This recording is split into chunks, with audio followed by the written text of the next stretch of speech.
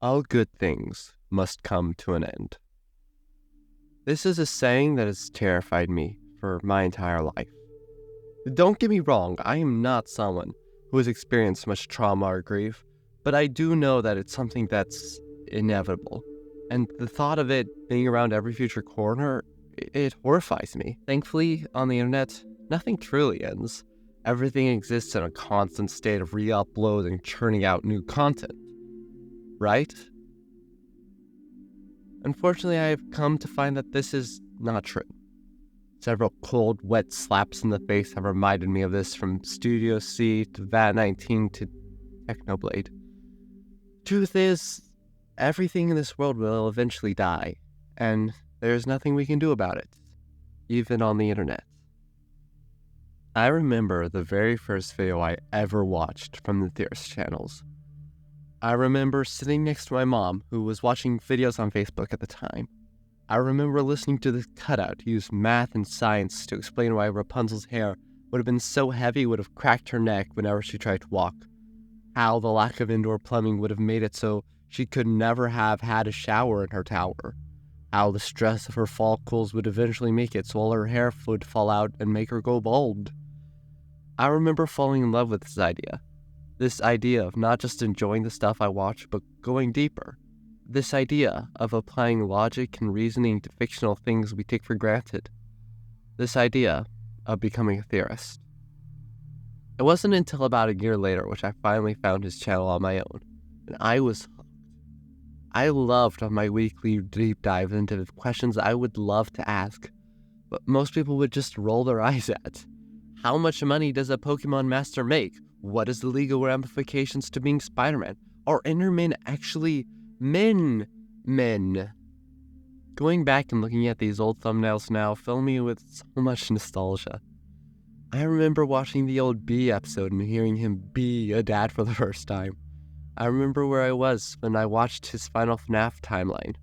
This one, specifically. I remember when he made his own ARG, or when he talked about being a control freak, or when he ruined Among Us for me because I would overanalyze every little decision everybody made and go insane. I remember when he announced that he was starting a third channel, Food Theory. I thought he was insane. Still do. But Food Theory and now Style Theory have both taught me so many things about stuff I didn't even know that I could care about. Crazy. One of my favorite things about the Theorist channels is the editing. Especially in today's era of hype editing, it's refreshing seeing an editing style that's designed to be good and not just eye-catching. I'm not sure you noticed, but so much of my own editing style comes from these channels. While the style of my videos may look to fall more in line with storytime animators, in reality I spend so much more time editing on my videos than anything else. In fact, I've had a plan for a while now where if my YouTube channels don't go anywhere significantly by the time I finish high school, I want to apply to the Theorist to become an editor for them so I can do what I love while contributing to what I love. I'm not sure if my editing skills rank up anywhere near the amazing editors that work at Theorist, but it would be worth a shot. So much of what I do comes from these channels. Before I even had a YouTube channel, I had a blog where one day I posted an entire article trying to calculate the size of an island from the Wings of Fire book series. More recently, I made an entire series on my channel trying to figure out the lore of magic in the Bluey franchise. A theory that was actually recently explored in an actual film theory, which I may joke about them stealing my idea, but in reality, it is such an honor to me to know that my ideas are good enough to be independently come up with on one of my favorite channels. My entire mentality of overanalysis comes largely from the Theorists. They are the true embodiment of there is no such thing as a stupid question.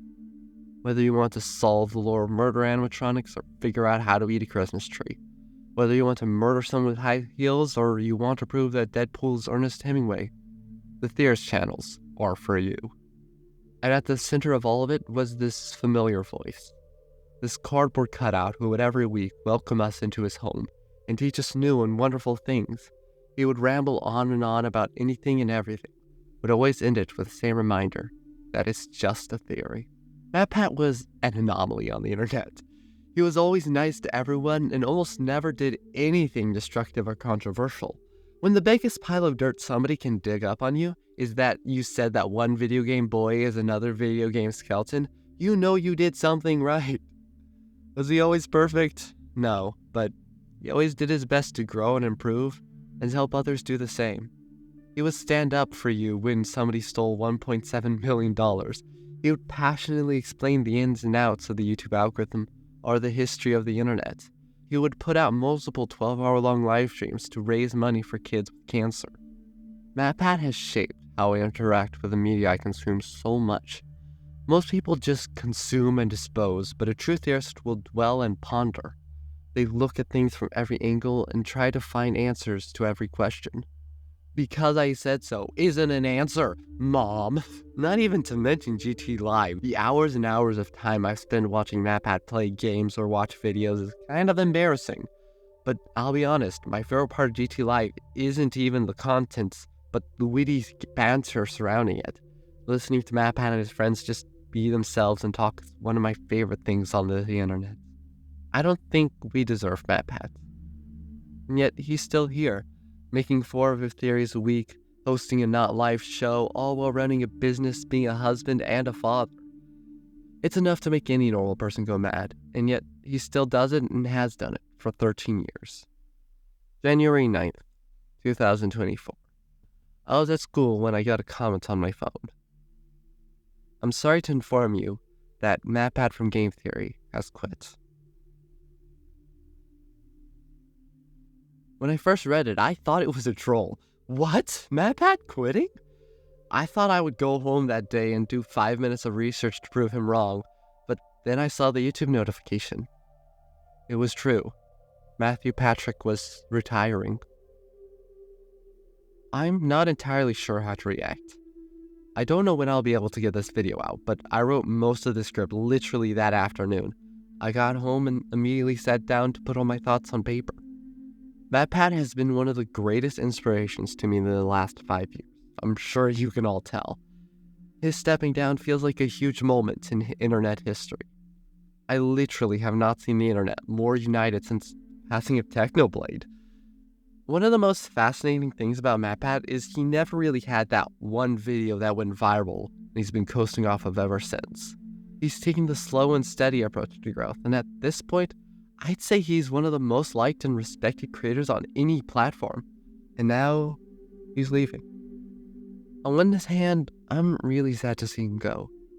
But at the same time, I think it's completely justified. I would not wish his schedule on my worst enemy. And trust me, she deserves it. Plus, I think he deserves a chance to do something different. You can only go so far being a commentator. Making your content piggybacking off of another person's content, eventually you have to step back and create something from scratch. Or as MatPat said in his video, become Scott Cawthon. I also acknowledge that the Theorist channels have become so much more than little MatPat sitting in his closet talking about video game boobs. It has become a team and a community that is so much larger than the sum of its parts. One look at his behind-the-scenes episode a couple years back will show you that there's such a huge team behind the scenes. Each person, past, present, and future in the Theorist team deserves so much love and respect.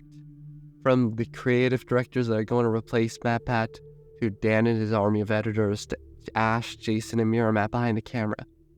Many hands make light work, and I think MatPat has been lifting long enough. There is a concern that with the face of Theorist changing, the channels are all going to die. YouTube channels are built from a personal perspective after all, where most people watch Theorist for MatPat. We all trust him, and having him replaced with 2 dudes with beards, a female, and a British boy? You know what happened last time we trusted the British? I don't think Theorists are going anywhere. It's the end of an era, yes. In fact, some might even argue it's an era of ends of eras, but it's also the beginning of a brand new one. I genuinely think the channels are in good hands, and besides, MatPat will always be there behind the scenes. All good things must come to an end, but, you know, whenever there's a void caused by a departure, something will always fill it up. I think that's a law of physics or something, I don't know, but hey, that's just a theory. A game theory. Thank you for 13 years. Thank you for every cringy dad joke and half-baked theory. Thank you for validating my need to overanalyze everything. And thank you for watching.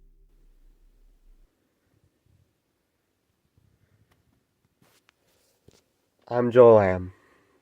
Have a wonderful day.